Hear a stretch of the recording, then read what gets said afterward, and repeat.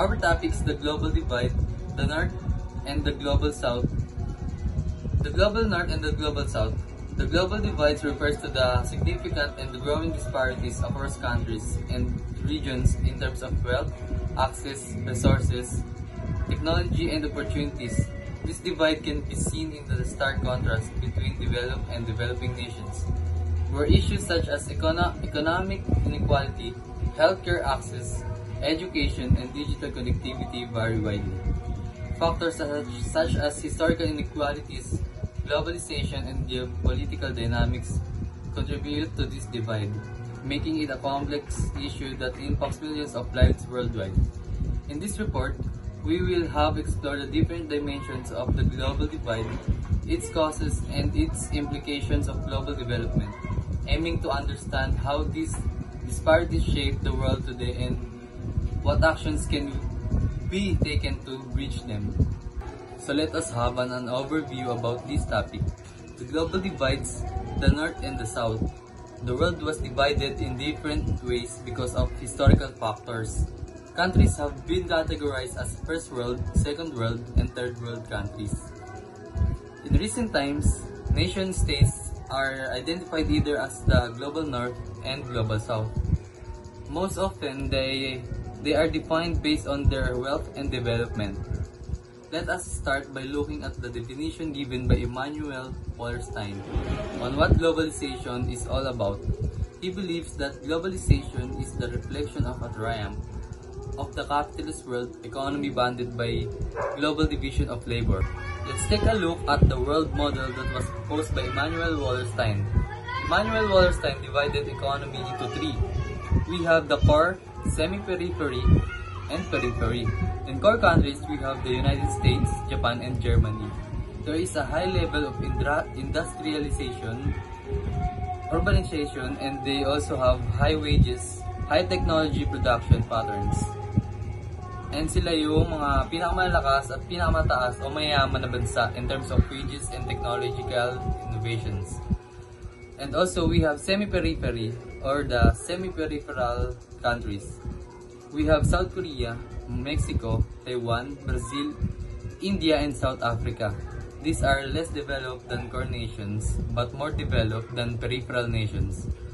And of course, we have the periphery or peripheral countries, or this country are dependent on core countries. They are less industrialized and urbanized compared to the semi-periphery and core countries. The disparities between developed and developing nations are significant across economic, political, and social dimensions. Economic: developed nations have higher incomes, diversified economics, advanced technology, and better access to capital.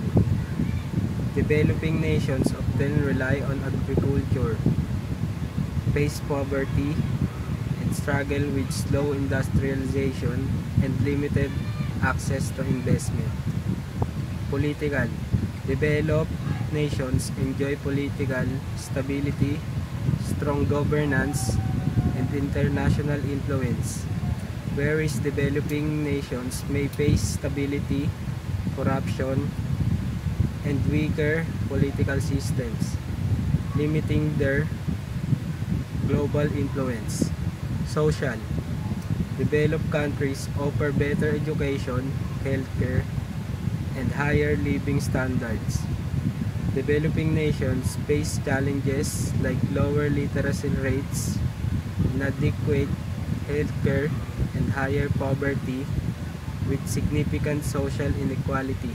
Sa pangkalahatan, ang mga maunlad na bansa ay may mas maraming yaman at mga sistemang nagpapalago sa kanilang ekonomiya. Samantalang ang mga umuunlad na bansa ay patuloy na nakakaranas ng mga hamon na papabagal sa kanilang pag-unlad.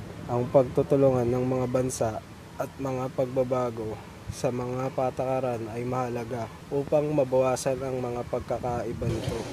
After World War II, the world was split into two ideological blocs: the Soviet Union, Communist, Authoritarian Eastern Bloc, and the United States, Capitalist, democratic Western Bloc.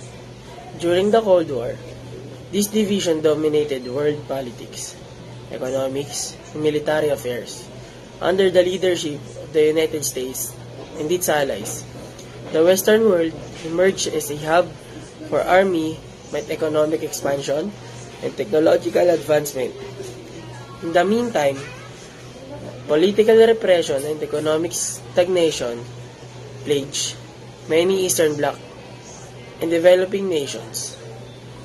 The global North, which consists of wealthier, industrialized countries, and the global South, which consists of poorer, frequently recently independent countries, were further divided by the Cold War, poverty, underdevelopment, and reliance on outside sources were issues facing the global South.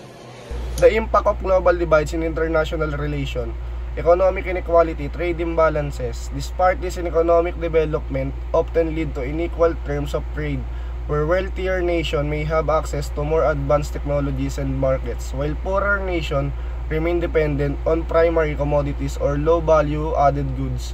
This dynamic can create tensions in international trade negotiations and reinforce the divide between the global North and South. Proposal to bridge global divides and promote equitable development. I have 4 proposals. Number 1, reforming global trade and debt systems. Fair trade. Establishing more equitable trade agreements that allow developing countries to protect their industries and gain better access to international markets. Ito ay upang matulungan natin ang ating mga workers and producers upang lumaki din ang ating ekonomiya ng bansa. And parang pakinabangan din ng mga paunlad na bansa or umuunlad na bansa o ang tinatawag na developing countries. Number 2, strengthening education and technology access. Investing in education. Expanding access to quality education in developing countries, especially in science, technology, engineering, and mathematics o ang STEM na tinatawag sa senior high school sa mga estudyante na nag-aaral at ang strand nila ay STEM. Malaking halaga yun upang makapagbuo tayo ng malaking pundasyon para sa pang long-term economic growth ng bansa. Number 3, promoting sustainable development. Ang example ko dito ay green technologies. This is helping developing countries adopt renewable energy and sustainable agricultural